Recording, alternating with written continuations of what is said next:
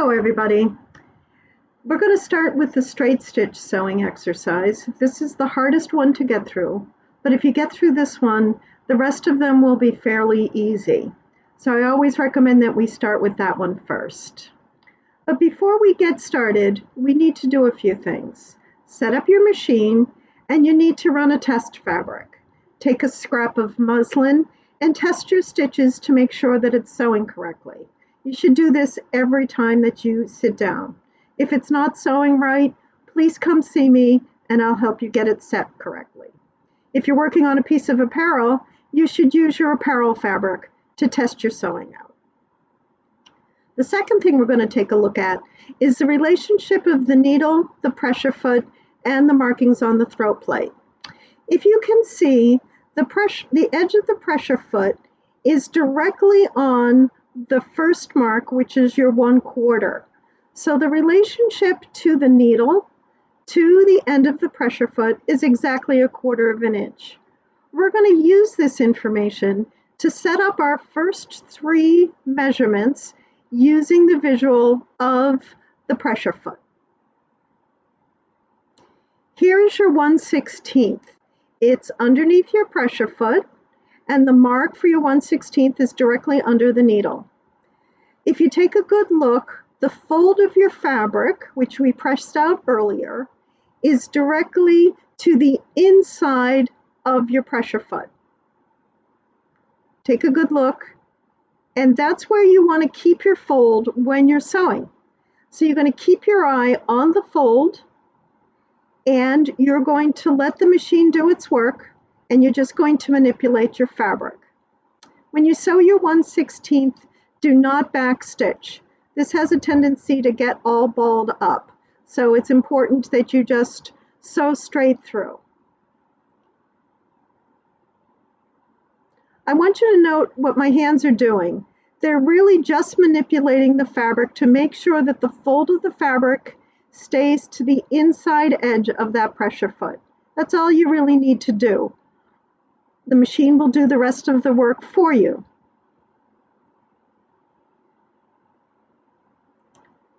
Okay, we're done with our 1/16. You're going to pull your work out and clip your threads. Try to use clipping scissors for your threads. These don't really work that well, and you really want to have something more appropriate for that. Now we're going to take a look at the 1/8 mark. Our 1/8 mark is directly under our needle, but take a look at where the 1/16 stitch is. The 1/16 stitch is directly to the center of the pressure foot. This is where I'm going to keep my eye when I'm sewing. I'm going to make sure that that 1/16 stays directly in the center of the pressure foot. Start sewing. Don't forget to backstitch.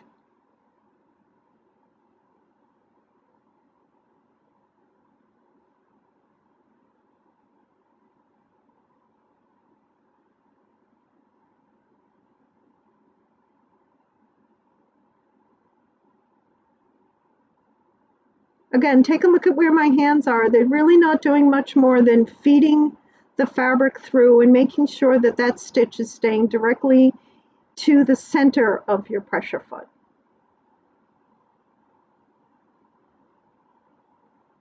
Backstitch again. Pull your work out and clip your threads. Now for the last stitch I'm going to show you, it's the 1/4 stitch. This is actually the easiest one to do at this point. We've got our first 2 down, and we're going to make sure that the 1/8 stitch is directly on the outside of my pressure foot. That's really where I keep my eye. I let the machine do the work, and I make sure that that 1/8 stitch stays to the outside of the pressure foot.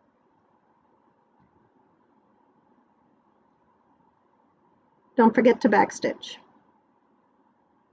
Lift up your work and clip your threads. These are the first 3 stitches. If you get the first 3 done really well, then your hand-eye coordination should start to be able to be formulated. And the rest of your stitching should come together quite nicely. You're going to go and proceed with the rest of them with your 3/8 all the way through the rest of your stitches. When you're done, it should look like this.